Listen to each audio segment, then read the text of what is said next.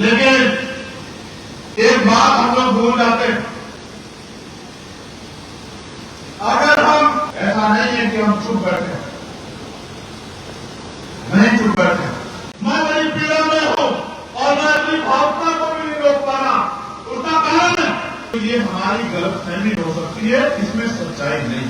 और मैं मानूंगा तब जब अपनी मेरी बात को दिल में लगा के जाओगे और यहाँ से जाने के बाद सोओगे नहीं घर में।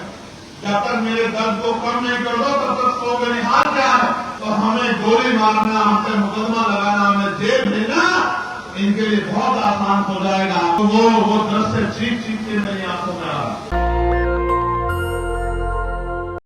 समाज साथियों, आज प्रबुद्धन सम्मेलन का अंतिम पड़ाव है, लेकिन मेरी आंखें उन भाइयों की तरफ है जिन्हें 2 महीने जेल में काटने पड़े हैं, जिनकी पीठ पे लाठियां पड़ी हैं, जिनसे कान पकड़वाए गए हैं, जिनको अपमान पैदा किया गया है। और मेरी बात को, मेरे वचन को याद रखना, वो लाठियां आपकी पीठ से नहीं पड़ी थी, वो आपके भाई चंद्रशेखर आजाद की पीठ से पड़ी थी। मेरी बात को याद रखना।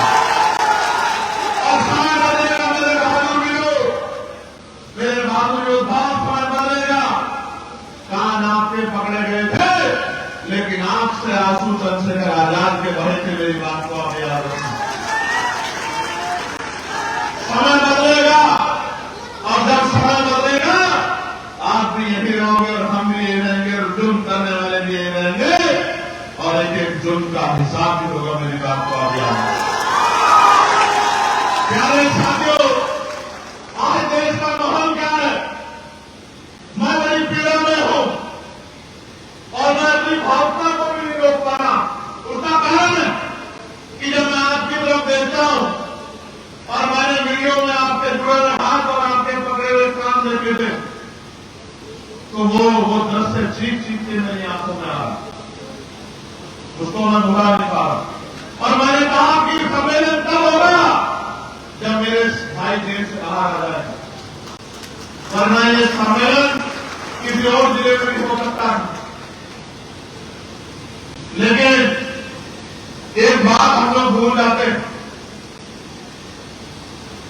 अगर हम इन सरकारों से न्याय की उम्मीद करेंगे या हक की उम्मीद करेंगे तो ये हमारी गलतफहमी हो सकती है, इसमें सच्चाई नहीं। क्या कभी जालिम किसी गरीब का हमदर्द हो सकता है क्या? दोनों हाथ भागवता हो सकता है क्या? मेरे प्यारे साथियों, माहौल सुनो क्या है। माहौल ये है, और मैं मानूंगा तब जब अपनी मेरी बात को दिल में लगा के जाओगे और यहाँ से जाने के बाद सोओगे नहीं घर में।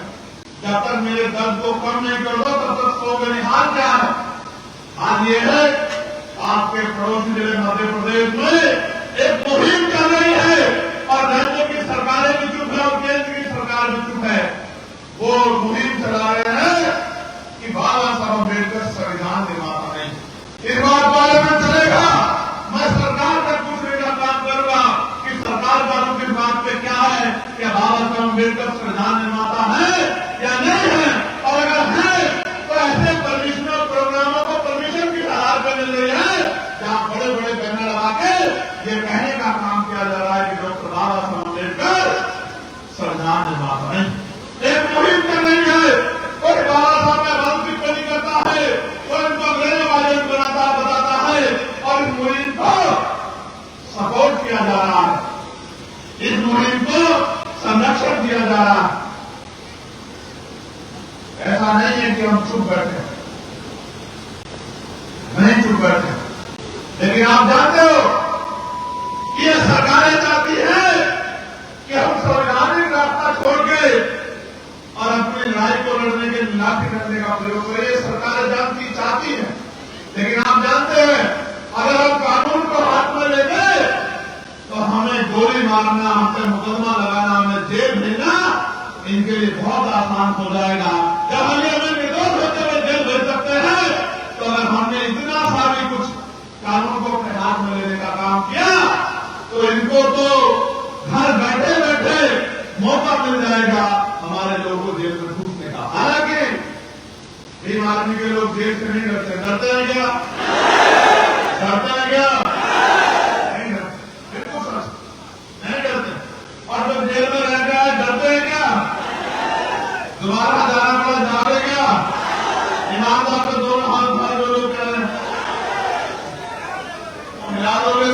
आतंकवाद की जड़ों को मैं देख रहा हूं तुम्हारे लोगों को, चिंता मत करो।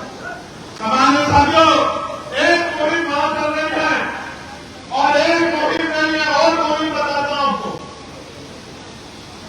यही रायबरेली में हरिओम वाल्मीकि को पीट के मारा गया और मारने वाले क्या कह रहे थे उसको कि हम बाबा के लोग हैं, बोले नहीं बोले, बोले नहीं बोले। और मारने वालों में से कोई ये वो भी था जो कह रहा था कि गुलाम ने आजाद को, सुना है कि गुलाम ने बोला ना उसने कि गुलाम ने आजाद को। जिस दिन आजाद आएगा,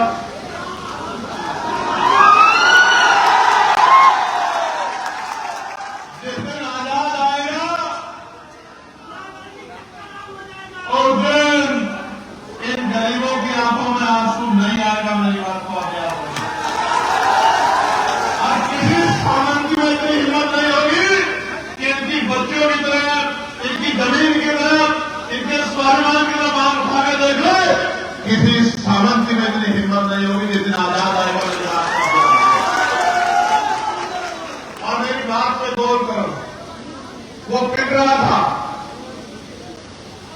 वो पिट रहा था, उसकी आंखों में उम्मीद थी कि कोई इसको बचाने आए, लेकिन वो उम्मीद कानून व्यवस्था से नहीं थी, इस सरकार से नहीं, क्योंकि मारने वालों को सरकार का संरक्षण है। मेरे भाइयों, मारने वालों का संरक्षण। प्यारे साथियों, अभी मैं चंडीगढ़ से लौटा, कल मैं चंडीगढ़ गया और चंडीगढ़ में क्या हुआ, भाई पूरण जो आईजी रैंक के अधिकारी थे हमारे, भाई पूरण कुमार, 2020 में मेरी उनसे बात हुई। उन्होंने कहा भाई विभाग में भैया बहुत जातिवाद है, मेरी मदद कराओ, मेरे साथ डिस्क्रिमिनेशन हो रहा है, भेदभाव हो रहा है। हमारी टीम ने वहां प्रोटेस्ट किया, आप सोशल साइट उठा के देख लो, ज्ञापन दिया, सरकार से जवाब मांगा और फिर उनके साथ होने वाले न्याय में रोक लगी। और अब तो हाल यह है कि chief justice of India, Bharat की सर्वोच्च न्यायपालिका के सबसे शीर्ष पर बैठे पद के व्यक्ति पे भी जूता फेंका जाता है। आज हालात देखे आप क्या हो गई, हालात देखे आप क्या हो गई। देखिए, वो चीफ जस्टिस ऑफ इंडिया है, जाति में बदले नहीं है, लेकिन इतिहास इस बात की गवाही देता है कि उनसे पहले बहुत सारे चीफ जस्टिस हुए, उन्होंने बहुत सारे फैसले दिए, वाद विवाद हुआ है, आलोचना हुई है, लेकिन किसी भाई के लाल में इतनी हिम्मत नहीं थी कि वो उनके ऊपर जूता फेंक दे, क्योंकि वो दलित जाति के हैं। इसलिए पूरे दलित समाज के स्वाभिमान को जूते की नोक पर रखने के लिए उनके ऊपर जूता फेंका गया। ये हमारे लोग, ये हम सबके ऊपर एक तमाचा है मेरे भाई, ये सबके ऊपर एक तमाचा है।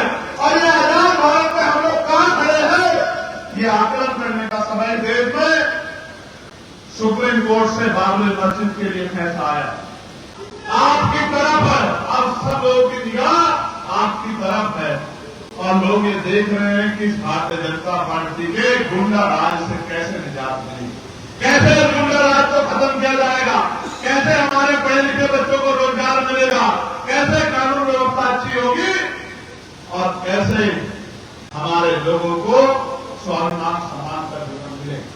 आज ये चैलेंज है हम लोगों के सामने, आप सब लोगों के सामने, और हमें चैलेंज को स्वीकार करना है और दिन रात जाके मेहनत करके इस गुंडागर्दी की सरकार को सत्ता से उखाड़ फेंकना। उखाड़ फेंकोगे, उखाड़ फेंकोगे, उखाड़ फेंकोगे, फेंकोगे, बताओ। प्यारे भाइयों, कानून व्यवस्था की दुहाई देने वाली सरकार लखनऊ में कल ही, प्रदेश की राजधानी लखनऊ में कल ही 3-4 दरिंदों की बच्ची का जो है उसके सम्मान को छीन भिन करने का काम किया। और यही इलाहाबाद यूनिवर्सिटी के छात्रावास को लेकर कल मेरे भाई जवान सड़कों पर उतरे हुए थे कि कुलपति जी उनसे अच्छा व्यवहार नहीं कर रहे हैं। यही मैंने अखबार में पढ़ा 2 दिन पहले, यही मैंने अखबार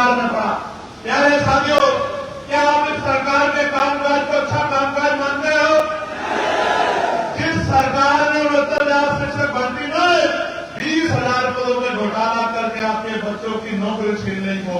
जिस सरकार में कोई पेपर ऐसा नहीं है जो पेपर लीक ना हुआ हो या आरक्षण में घोटाला ना हो। और इस सरकार में जब जब आप अन्याय खिलाफ लड़ाई करने आए तो झूठे मुकदमे लगा के जेल में भेजने का काम किया। उस सरकार को सबक सिखाने का समय आ गया। क्या मैंने कभी आपकी लड़ाई को कमजोर किया? क्या कभी आपका हाथ छोड़ा? क्या न्याय में कभी आपको अकेला छोड़ा? क्या पार्लियामेंट में कोई ऐसा विषय है जिसको मैंने आपके नाम उठाया हो? आशा बहने, आंगनबाड़ी बहने, भोजन माता बहने, ग्राम पंचायत सहायक, रोजगार सेवक, पीआईडी के जवान, होमगार्ड के जवान, पुलिस के भाई जो मजबूरी में मुकदमे लगाते हैं, मामलों को ढकेलते हैं, उनको 8 घंटे की ड्यूटी मिले, सप्ताह में 1 दिन छुट्टी मिले, बॉर्डर स्टेज खत्म हो, इन तमाम वेतन की संख्या दूर मामलों के लिए मैंने पार्लियामेंट में बढ़ करके आवाज उठाई। दस्तक की आपसे गुजारिश है कि अगर इसको बचाना चाहते हैं तो नेशनल दस्तक को सब्सक्राइब करने के लिए रेड कलर के सब्सक्राइब बटन को दबाएं, फिर बेल आइकन की घंटी दबाएं। नेशनल दस्तक को बचाने के लिए बहुत जरूरी है कि हर खबर को शेयर करें, लाइक करें, कमेंट जरूर करें।